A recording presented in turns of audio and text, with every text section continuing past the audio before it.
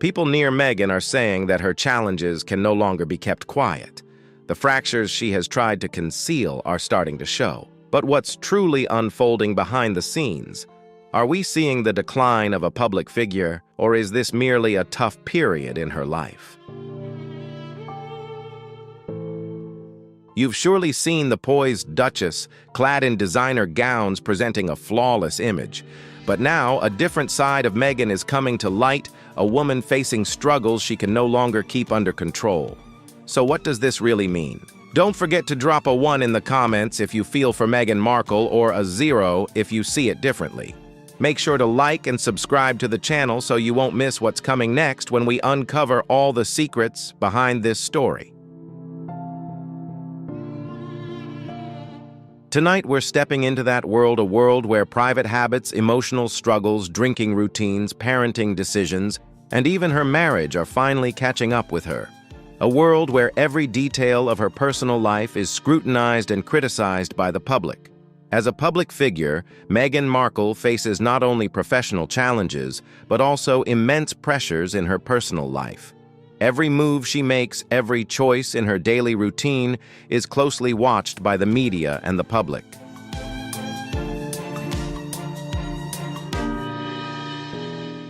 This is the story of Meghan Markle's struggles, from the secrets she's tried to keep hidden to the public warnings she can no longer ignore. She's more than just a beloved figure, she's also a prime target for criticism, gossip, and harsh judgments that are hard to shake off. And it all began that night when everything was exposed, when the most private parts of her life became the focus of public attention. This is a story that's still unfolding, a journey full of highs and lows, showing that what we see isn't just fame, but also the silent battles she must endure.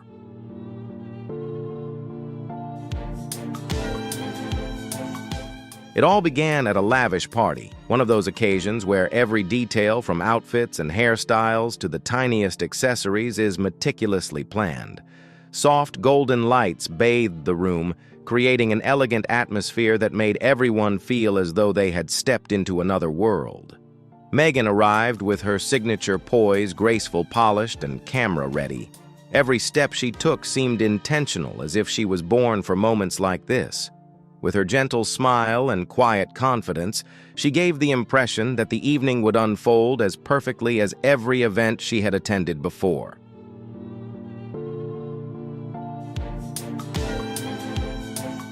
But as the night wore on, the atmosphere began to change. Conversations became more personal, the music slightly louder, and the room filled with a relaxed, lively energy. According to those present, Meghan wasn't merely sipping her drink politely. She appeared more in tune with the emotions of the evening than usual. At first, she maintained her familiar composure and elegance. But as the hours passed, she let herself get carried away by the vibrant rhythm of the event. This unexpected shift surprised many who knew her well, as Meghan was known for carefully curating her image and keeping her presence under tight control.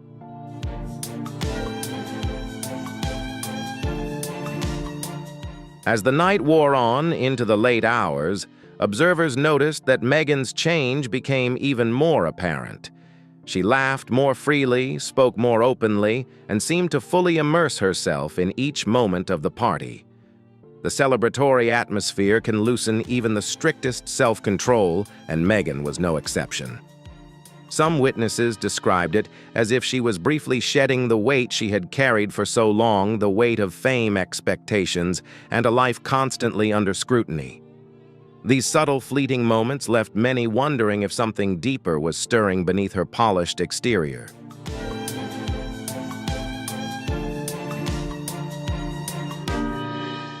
As the hours went by, her voice grew louder, her laughter sharper, and her steps noticeably less steady. At first, people assumed she was simply swept up in the energy of the evening. After all, events like this often bring out a more relaxed side in everyone. But gradually, her shift in demeanor became impossible to ignore. Guests started exchanging glances, not out of judgment, but because they sensed the atmosphere in the room subtly changing, becoming a little unpredictable, like a scene quietly rearranging itself without warning.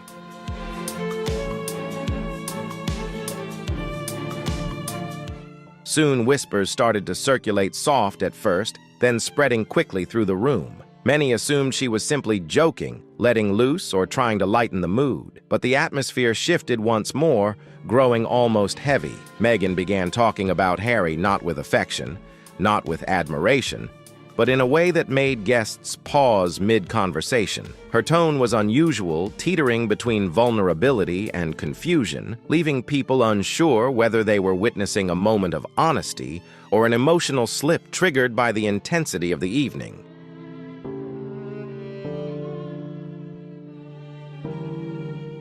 Then she shared details, far too personal things no spouse would ever want exposed beyond the privacy of their home. Intimate stories meant for private moments spilled out into the open air of the party. Not everyone grasped the full weight of her words, but the stunned expressions around the room made it clear she had crossed a line far from her usual controlled, polished public image. For a brief moment, the entire room fell silent, long enough for everyone to realize that what had just occurred would linger in memory for a long time.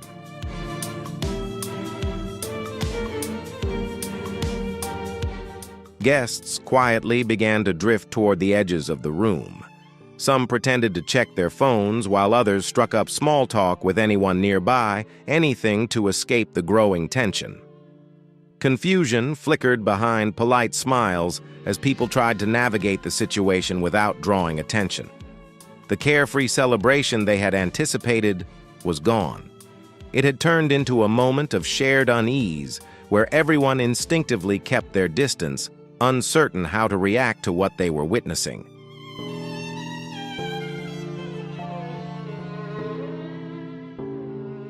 What happened at that party wasn't just a momentary slip or a brief loss of control. For those who were there and for those aware of Meghan's recent behavior, it felt like the breaking point of something that had been quietly building over time. Behind closed doors, whispers from people close to her began to paint a far more serious picture, one that hadn't emerged overnight, but had been forming for months. Small behaviors and emotional shifts that once seemed harmless suddenly appeared as pieces of a larger pattern, leaving people to wonder what was really going on beneath the surface.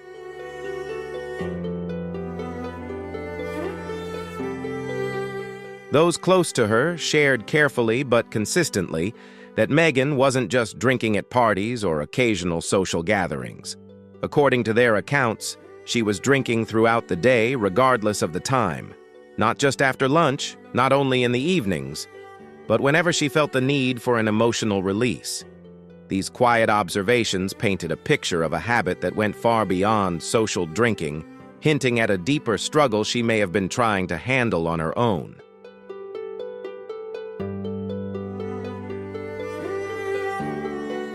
But those who were closest to her didn't buy the explanations, she told herself. To them, the warning signs had been present for a long time, masked by her calm exterior.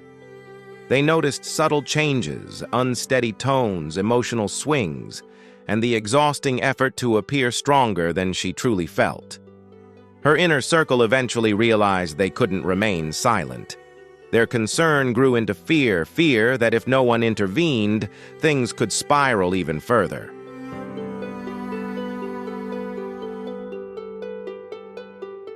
Sources say they tried to guide her back in the gentlest way possible. Twice, and then a third time, they approached her cautiously, hoping not to make her feel judged or exposed. They urged her to seek professional help discreetly, privately, without anyone else knowing. Their goal wasn't to confront her, but to show that she didn't have to bear everything on her own. They wanted her to have a safe space to breathe, to heal, and to regain her balance before the situation got out of hand.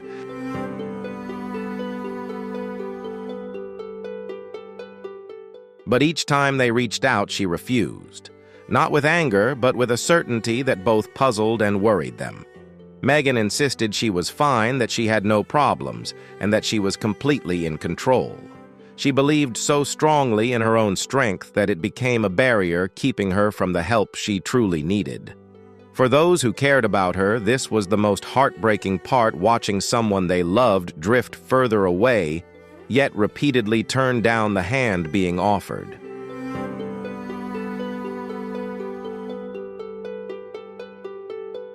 But her behavior had started changing in ways no one could ignore. Long, quiet afternoons spent disappearing into her room, closing the door as if shutting out the world. Phone calls cut off mid-sentence, as though she no longer had the energy or patience to complete a thought. Each moment seemed small on its own, but together they painted a picture that deeply worried those closest to her.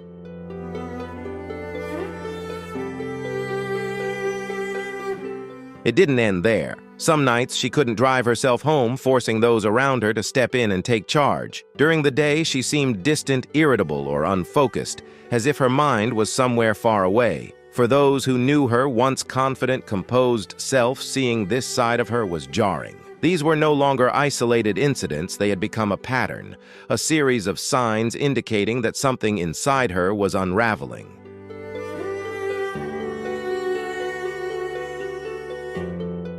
Denial. They saw the changes, felt the burden she carried, and offered support, yet she turned it down every time. Whenever someone gently suggested rest or professional help, she dismissed it immediately, not with anger, but with an unwavering certainty that she was fine, that she was completely in control. And that denial made everything harder, because you cannot save someone who believes with absolute conviction that they don't need saving. Have you ever seen someone refuse help even when it's obvious they're struggling? Share your thoughts in the comments, and don't forget to like and subscribe to the channel to keep following these powerful stories.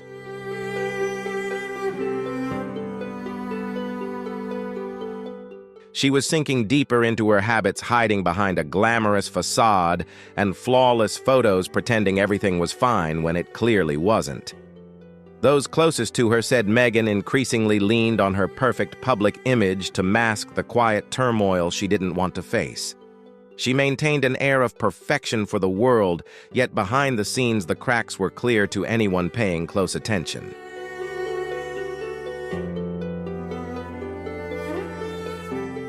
What troubled observers most were the two children caught between extremes, the radiant image the world saw, and the quiet tension that sometimes surfaced behind closed doors. Children always sense what adults try to hide, and according to those familiar with the family in this fictional account, the home atmosphere didn't always match the cheerful, polished family portraits shared online. The kids remained innocent and carefree, yet their innocence only underscored the heavy emotional burden the adults carried.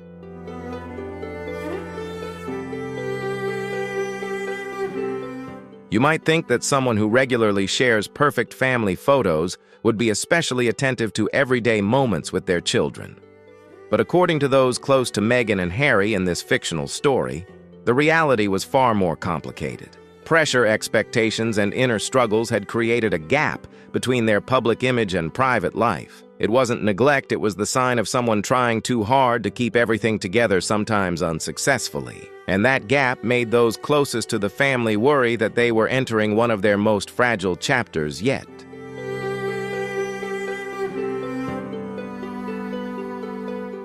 Sources in this fictional story say the children in the Harlow household often seemed more disheveled than usual. Not the typical harmless messiness of kids, but a hint of a deeper imbalance at home. Those close to the family noticed a growing gap between the glamorous public image and the reality behind closed doors, and the earliest signs of that divide appeared in the children.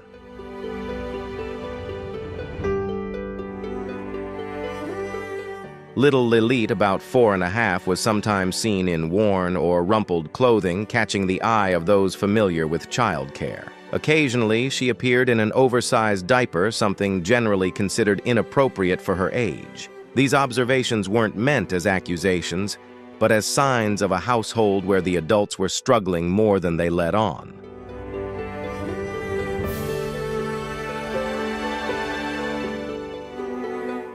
It was the kind of cheap hairstyle you'd expect to see once, not every time the little girl appeared. But the most striking detail was Liliette Harlow's wig, a tangled, frizzy, almost neglected piece. Meanwhile, her mother, Marina Harlow, always arrived in designer outfits with flawless makeup and perfectly styled hair. The contrast was stark. People couldn't understand why the child's appearance seemed overlooked while Marina invested so much in maintaining her own image.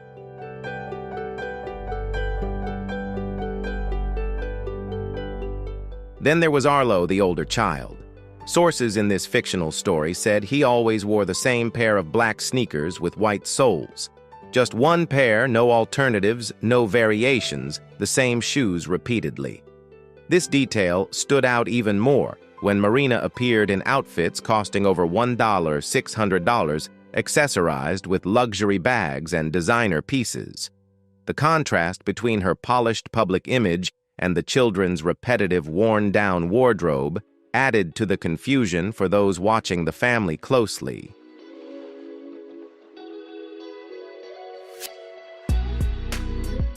And Harris, the father people, familiar with the fictional Harlow household, said he rarely spoke to the children.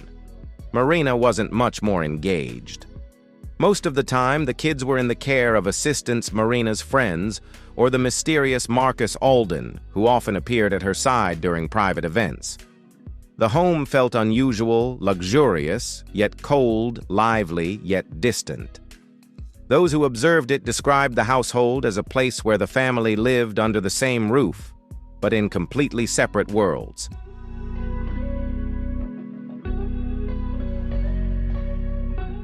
It wasn't the parents who spent the most time with the children.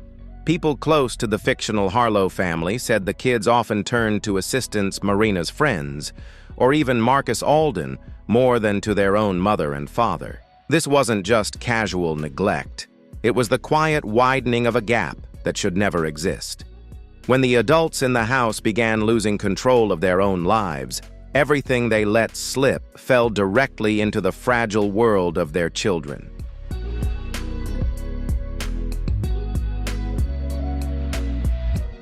This wasn't about isolated incidents.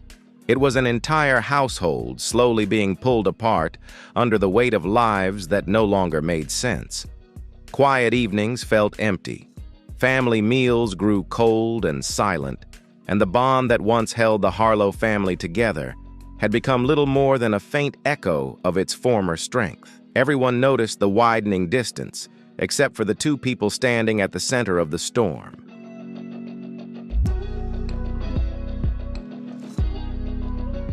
Even if few are willing to admit it, there are unmistakable signs when someone begins losing control of their life. It often starts quietly at an elegant party under soft lighting with music just loud enough to make everyone feel significant. And amidst all that glamour, a single unguarded moment can cause the carefully constructed image someone has built to start cracking. As the night goes on, behaviors that once seemed normal begin to shift. The voice grows louder, laughter sharper, steps less steady, and private stories spill out unchecked. This is the first warning, a signal that stress, pressure, and exhaustion have been accumulating far too long.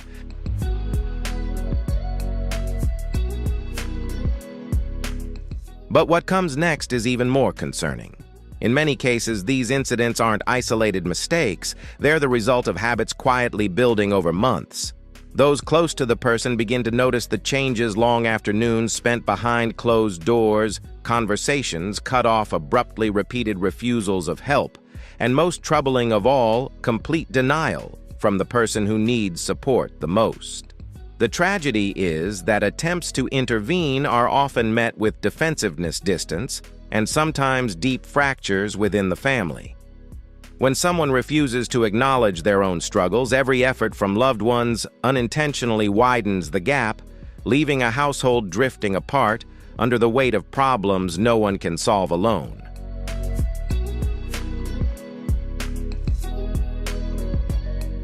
By this point, Meghan's struggles were no longer a private matter. They were impacting the children, the marriage, and even those trying to support her. Yet the deepest corners of her world, the people she leaned on, the double life she was living, and the lingering questions throughout her home were only beginning to surface. When a family starts to unravel, someone inevitably steps into the empty spaces left behind when parents become too busy, too distracted, or too consumed by their own problems. In Meghan and Harry's story, that person was Marcus Anderson.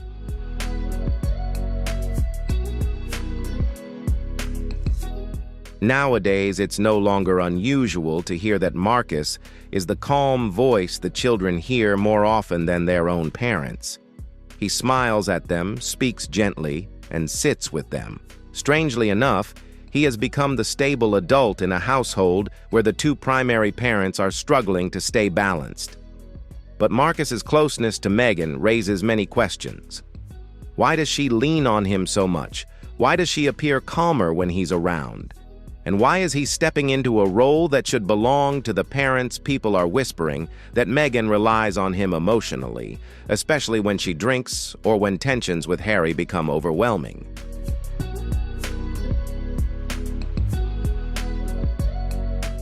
Gradually, almost without notice, Marcus has become a key anchor in a household where everything else feels fragile and unstable. While the public assumes Meghan spends her days at the sprawling Montecito estate, strolling through the gardens, hosting events, working on new projects, the reality is very different. Sources say Meghan has been spending more time in a private apartment in Los Angeles than at home with Harry and the children. A hidden second life far removed from work-marriage cameras and sometimes even her children. In that Los Angeles apartment, Meghan is said to feel free.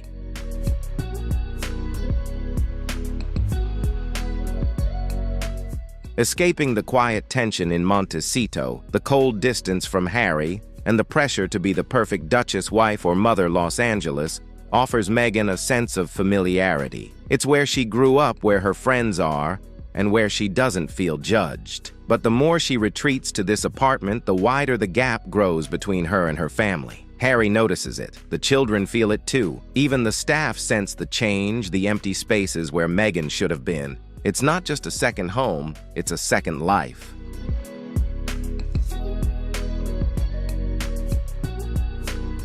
Throughout it all, the children remain caught in the middle, too young to understand the full truth, but old enough to sense the cold gaps, the arguments, the long absences, and the quiet sadness that hangs over the house like a heavy blanket. Those close to them worry that the family has reached a critical turning point, a moment when something has to change or everything could collapse at once. And that brings us to the end of this chapter and the start of something far more serious.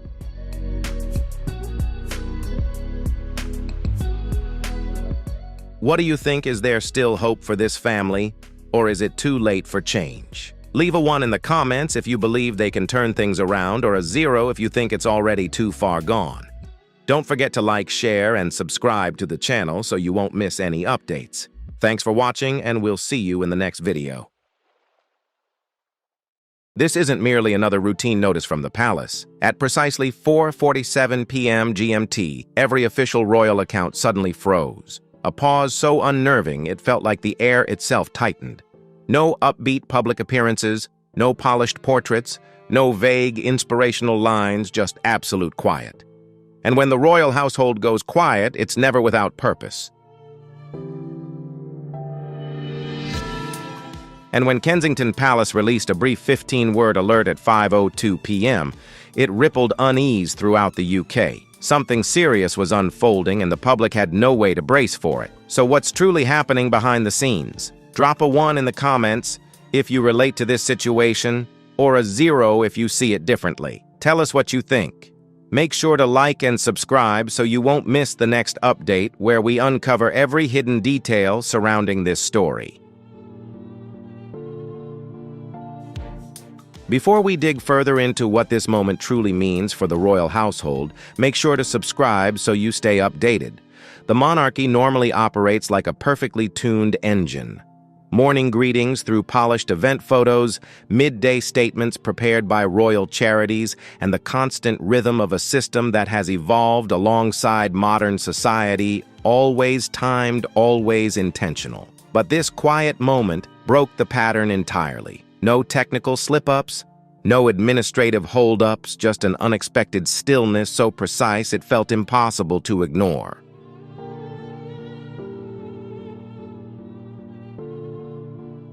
Seasoned royal correspondents, people who have spent decades tracking every move of the monarchy, began calling one another almost instantly. They recognized that this wasn't routine. They understood the palace never disrupts its tempo without purpose.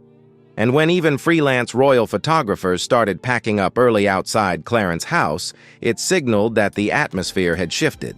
At exactly 5:52 p.m., the palace ended its silence, not with answers, but with confusion. The announcement was short. Kensington Palace would release a major statement at 6 p.m. tonight. Nothing more. No context, no hints, just a ticking clock. The response was swift and overwhelming.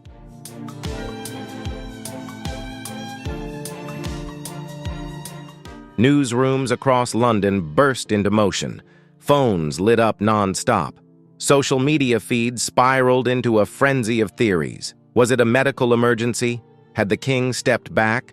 Was a major scandal about to surface inside the palace walls? Major TV networks cut into their scheduled shows. The BBC anchor shifted to a solemn tone dressed in formal black. The hosts at Sky News clutched their notes with tense hands. In a world where every royal gesture is monitored, such synchronized silence suggested something weighty. Some insiders murmured that it involved the Princess of Wales, while others hinted it was a wider upheaval, potentially affecting both the monarch and the future heir.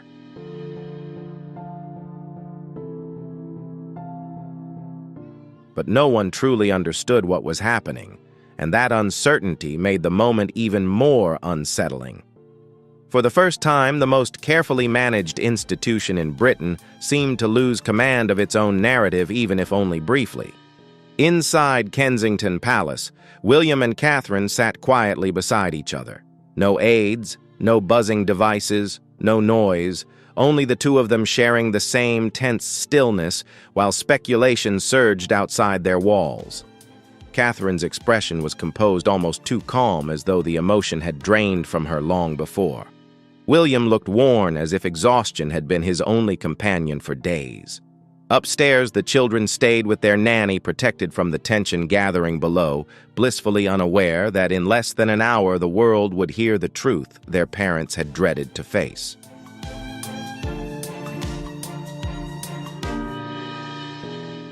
And as the clock struck 6 p.m., the world braced itself only to be hit with something no one could have imagined. Lady Evelyn, who once stood in the Windsor Gardens, speaking passionately about children's well-being and dreams for the future, now faced the camera with a tremor in her voice as she uttered a word no one expected: cancer, stage 3. With a steady yet vulnerable presence concealing months of private struggle, the royal figure looked straight ahead and delivered a message that would alter the monarchy's trajectory forever. The instant the video aired, everything seemed to pause. Evelyn, seated in the same garden where she had once shared such hopeful reflections, now carried the unseen burden of a far more haunting reality.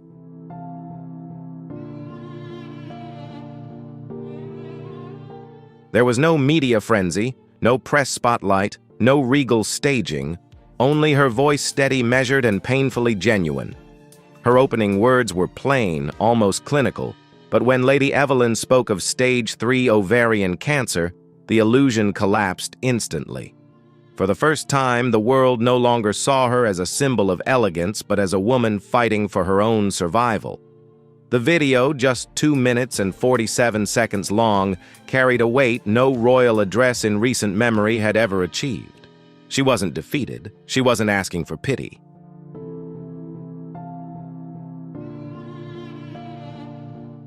She spoke with calm honesty as a mother preparing her children for a painful reality. She discussed her treatment plan, the need to step back from public duties, and the full trust she placed in her medical team. Then she met the camera's gaze, not with fear, but with quiet determination. She would fight no matter the obstacles. It was a striking testament to resilience and inner strength, not only of a royal figure, but of any person facing a life-changing challenge. Within moments, millions had tuned in. By the end of the first hour, the video had amassed over 100 million views.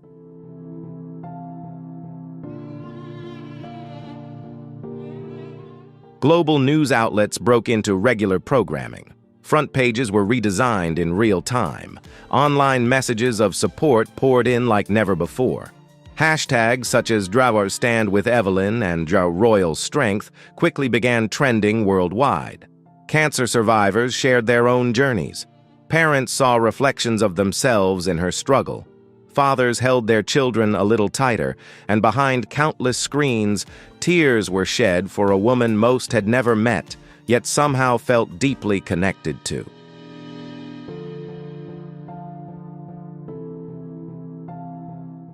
The official announcement released at the same time confirmed what the video had suggested. Lady Evelyn would be stepping back from public life indefinitely. No royal appearances or official engagements would take place in the near future.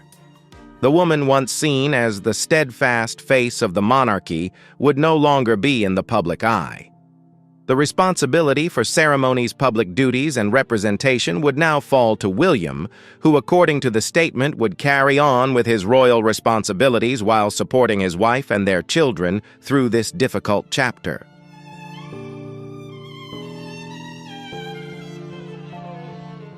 But the full impact of the moment didn't hit until the messages began flooding in. King Charles, who had recently faced his own health challenges, released a personal statement calling Lady Evelyn the strength of the next generation.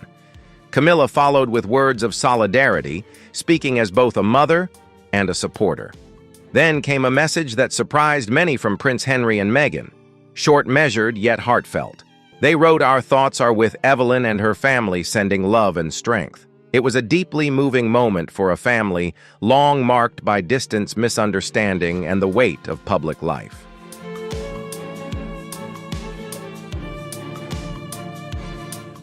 It was a moment that reminded the world that behind palace walls and grand ceremonies, they were still human, vulnerable, hurting, and leaning on each other for strength. Yet beneath the polished statements and formal condolences, the family was grappling with private anguish. January 23rd would leave an indelible mark on William. A quiet consultation room, a grave expression from the family's lead oncologist, Dr. Marsden. One word: cancer. And just like that, William's world fractured. For the first time since his mother's funeral, the heir apparent broke down, sobbing uncontrollably, utterly helpless. The warning signs had been mounting for months.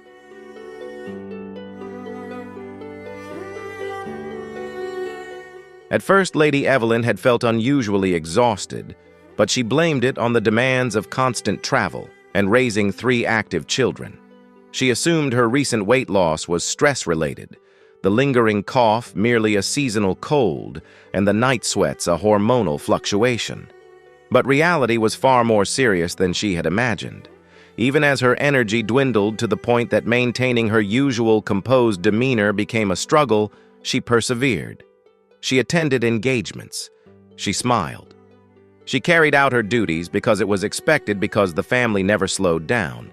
Yet the turning point arrived quietly. A simple family dinner at Anmer Hall became the moment when everything shifted, changing their lives forever.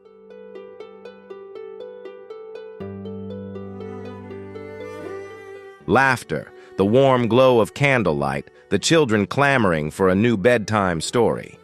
Then suddenly, Lady Evelyn slumped. Her face turned pale, her eyes distant. She didn't fully lose consciousness, but her body had reached a breaking point, sending William into immediate alarm. The children cried out. William dialed for emergency help without hesitation. Within the hour, Evelyn was under the care of the family's physicians, all under strict privacy. Tension filled the household, and anxiety grew with every passing moment. Preliminary blood work suggested severe anemia, but nothing was certain. William pressed for further tests, desperate for clarity.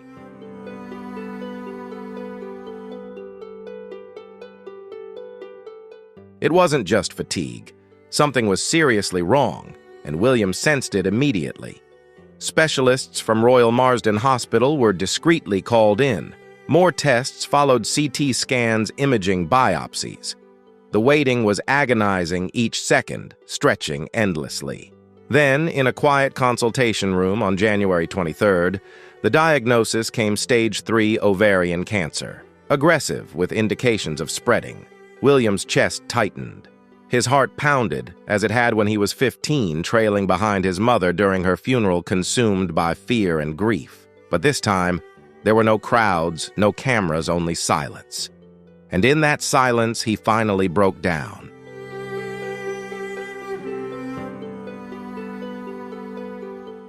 Years of royal composure collapsed under the weight of unbearable fear. Lady Evelyn, usually the unwavering anchor, stayed composed. Her first question wasn't about survival rates or treatment options. It was smaller, more personal. Will I still be able to have more children? The doctors exchanged somber looks. The answer was likely no. Her second question hit even harder. How do we tell the children? No immediate answer came.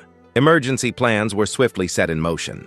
Surgery was arranged with the nation's leading oncologist. The objective: remove the primary tumor, evaluate the extent of spread, and begin treatment without delay.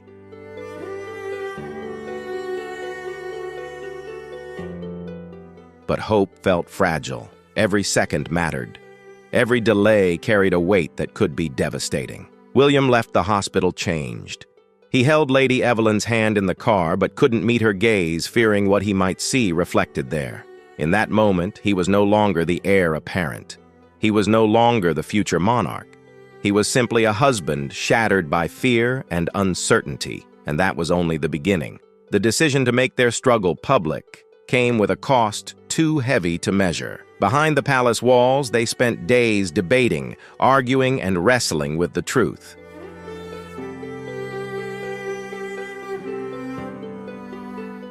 William begged for more time. Lady Evelyn demanded honesty. The longer they concealed the truth, the more speculation twisted reality. So the family decided not only to reveal the illness, but also to shape the story on their own terms. William wasn't ready. His instincts, molded by decades of tradition and royal protocol, urged him to protect, delay, and shield the woman he loved from public scrutiny. He thought they could maintain secrecy a little longer, maybe, until the initial round of treatment was complete, or until she appeared stronger, more like herself. But Evelyn knew differently.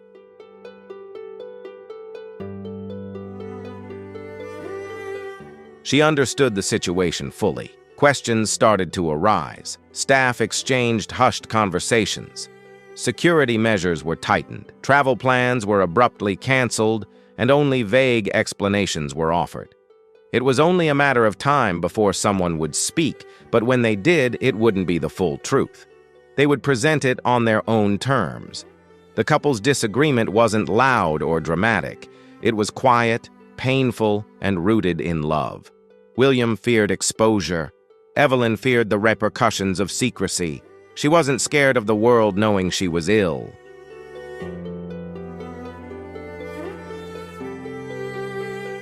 She worried that one day her children might learn about her illness from strangers' speculation instead of hearing it from her own voice.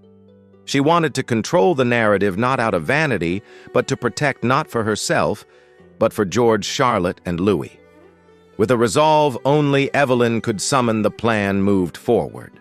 A film crew was brought to Windsor Gardens under strict confidentiality. A simple setup, no grand palace backdrops, no ceremonial flags, just a mother sharing the most difficult chapter of her life. The filming itself was grueling. William stayed just beyond the camera's frame, holding her hand tightly, offering silent support.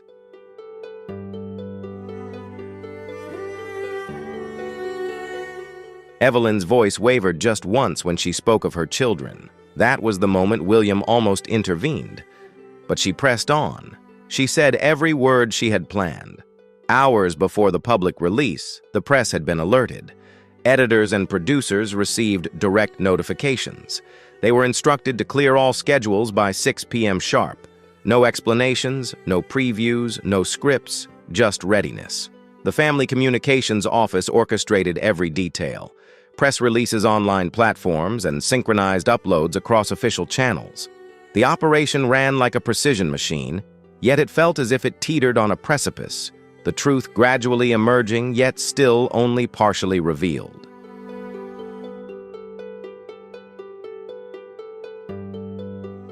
The public would be told that her illness had reached a serious stage, that treatment had begun, and that Evelyn would be stepping back from public duties.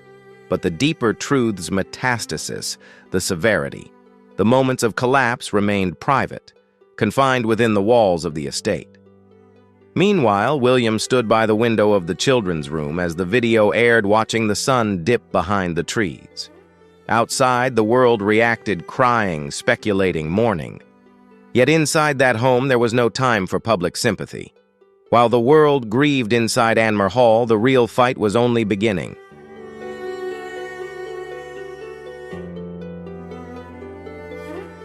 Within the private sanctuary of the estate, fairy tales had given way to hospital visits and quiet reassurances. Evelyn taped her daughter's crayon drawings to the walls, little shields against the encroaching despair. George no longer cried in public. Charlotte began filling pages with hopeful illustrations. And Louis simply wanted his mother to read one more story before bedtime. Anmer Hall, once a refugee from prying eyes, had become the center of a family under immense pressure. The choice to explain the situation to the children had not been simple. Doctors had offered their guidance, but the ultimate decision rested with Evelyn and William.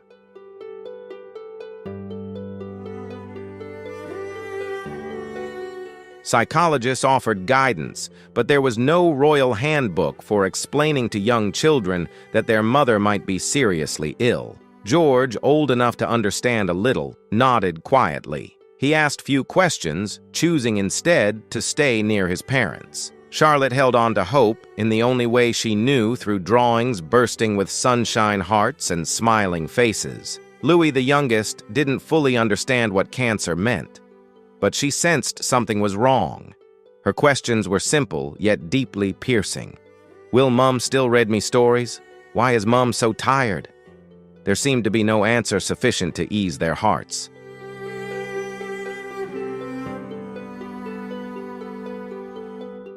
The Middleton family settled in quietly without ceremony or fanfare. Carol became the steady anchor of the household. She cooked, organized, comforted, and shielded the family. Michael handled the unseen but vital duties, securing the estate, managing schooling, and overseeing logistics. The palace could not handle the private affairs alone. Their presence was not just helpful, it was indispensable. Without them, William and Evelyn would likely have crumbled far sooner. Evelyn's transformation was quietly painful. To the public, only carefully curated glimpses remained, if anyone saw them at all. What do you think about the role of the Middletons in this dynamic? Don't forget to like, share, and subscribe to stay updated with more insider stories about the royal family.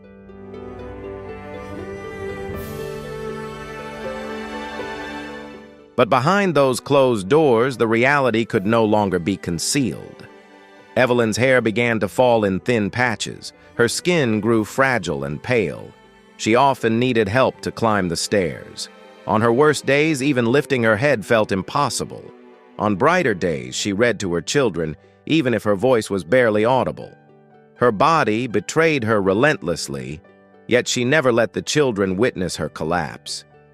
William struggled to split himself in two, carrying the immense weight of it all while grappling with his own private anguish.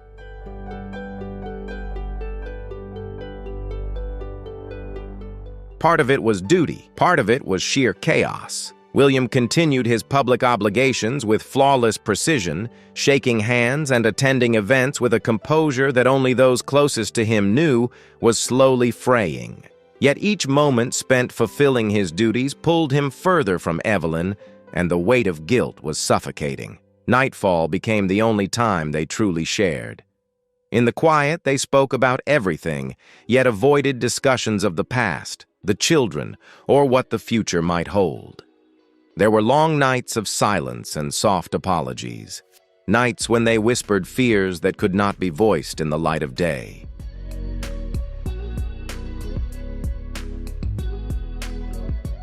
They spoke of legacy, what Evelyn wanted to be remembered for if the worst came, how George should grow up, how to keep Charlotte strong, and how Louis should always remember her laughter.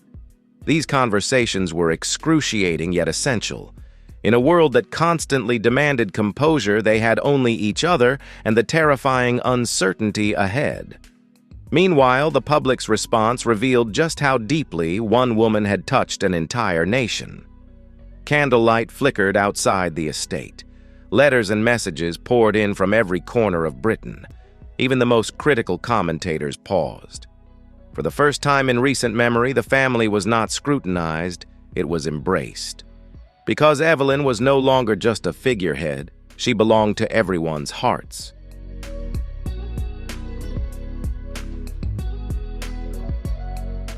The nation responded not as subjects of a crown, but as people who saw themselves in a woman who had never sought sympathy. Bright bouquets appeared along the estate gates, handwritten notes from children, carefully folded prayers, and stuffed animals with messages like, "Get well soon, Evelyn." In that moment, divisions faded. Politics, age, and status no longer mattered. Everyone rallied behind Evelyn not for her title, but for her courage, her vulnerability, and her unwavering grace.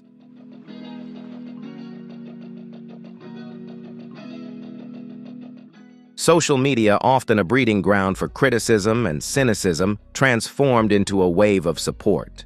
The hashtag, "We love you," Evelyn spread rapidly across platforms. Cancer survivors shared stories of resilience and hope. Young mothers posted pictures of their own families, confessing they couldn't stop thinking about hers. Even those who had never cared for the monarchy found themselves lighting candles. Evelyn had risen beyond her role in the family. She had become a symbol of courage in the face of overwhelming adversity.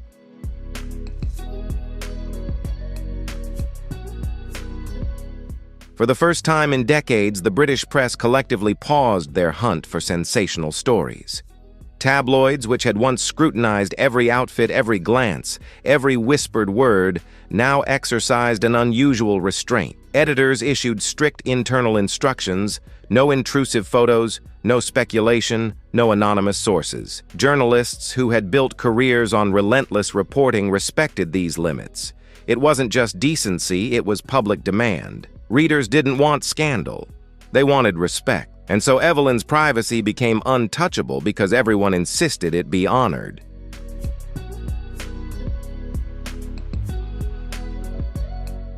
Donations to cancer charities surged within hours. Royal Marsden Hospital received so many contributions that their website temporarily crashed. Research centers across the country experienced unprecedented traffic. Women booked screening appointments.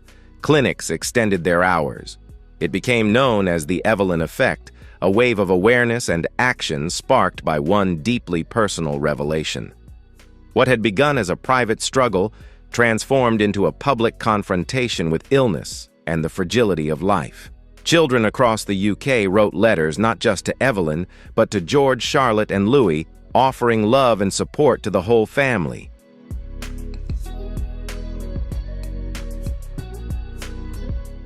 Some children sent jokes to make the royal children smile. Others drew pictures of their own families standing beside George, Charlotte, and Louis in solidarity. Schools organized special assemblies. Teachers used the moment to talk about resilience, empathy, and hope. In those classrooms, Evelyn's influence reached far beyond the estate walls. She became a living lesson in courage. Yet not everyone responded with grace. Conspiracy theorists quickly emerged, claiming that her illness was a cover for a deeper hidden crisis within the family.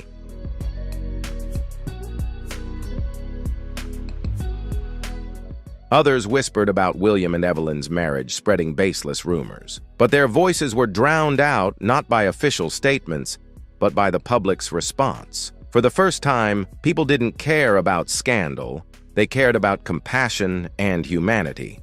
Still, even amidst this unity, unease lingered. The monarchy had never been designed to withstand this kind of private struggle. Evelyn was not just William's wife. She had become a central pillar of the family. As she gradually withdrew from public life, the carefully maintained image of the royal household began to show cracks.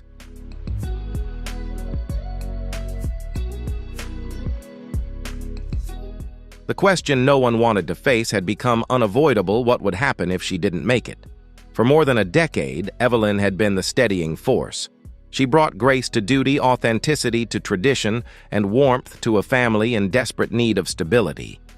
After the turmoil of Diana's legacy, the controversies surrounding other family members, and the departures that fractured the household, Evelyn had become the embodiment of a monarchy, evolving imperfectly yet inspiringly. Without her, the carefully maintained image of the family began to show cracks.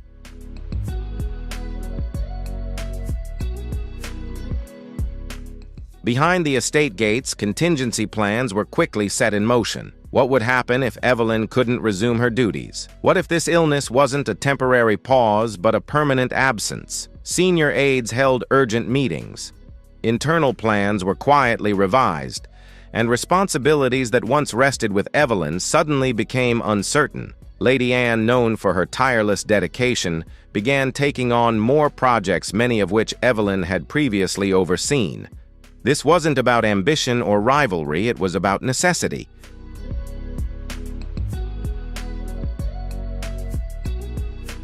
Someone had to keep the institution functioning. Duchess Sophie Long and the echo of Evelyn's presence began to take shape. Even Princess Beatrice and Eugenie, once considered peripheral, were called upon to assume temporary responsibilities.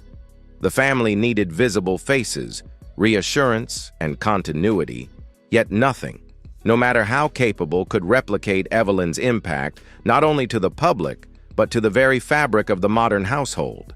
She was a figure who felt genuinely connected to the people, a bridge between tradition and real life. Without her, the delicate balance of the family and its public role risked unraveling.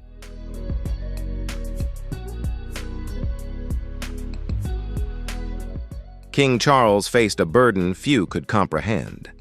As head of the family and its public role, he had to maintain stability. As a father-in-law, he watched William slowly break. His own recent health struggles had made him confront mortality. Now, seeing Evelyn suffer while William carried an unbearable emotional weight, Charles once again felt the haunting presence of past losses. He offered guidance, adjusted schedules, and gave William the space he needed.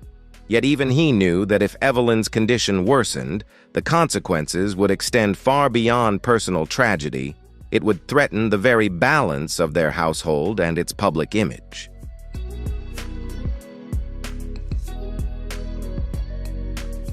What do you think about Evelyn's battle and the mark she's left on the family? Leave a comment with 1 if her story inspires you, or 0 if you see it differently. Don't forget to like, subscribe, and share your thoughts below. We'll return in the next video to uncover more untold stories from the household and reveal what the future might hold.